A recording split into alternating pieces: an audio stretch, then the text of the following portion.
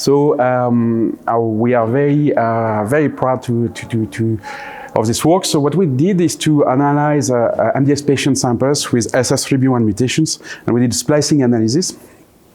And on this splicing analysis, that revealed that heme metabolisms and TCA cycle were affected in SF3B1 patient samples.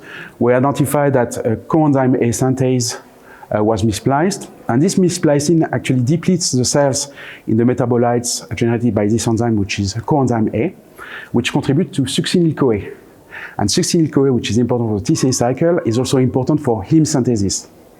So combining all this data, modelization in cell line models and modelization in primary human stem progenitor cells with CD34 cells, lentiviral approaches and everything, we show that the silencing of COASY in primary cells will deplete the cells in CoA and succinyl-CoA, and that will contribute actually to also impede the differentiation, erythroid differentiation of the cells. And this reminded us the phenotype that we see with MDS-RS samples.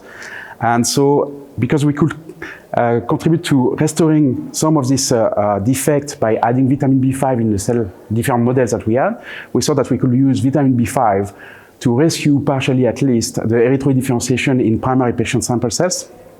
And we did that successfully with the vitamin B5, which is the substrate of this enzyme, which is misspliced, so the COASY enzyme. And we did that with a byproduct of the TCA cycle, which is succinyl-CoA, which of course was depleted in the condition of succinyl coenzyme A splicing, which is downstream of the COASY enzyme.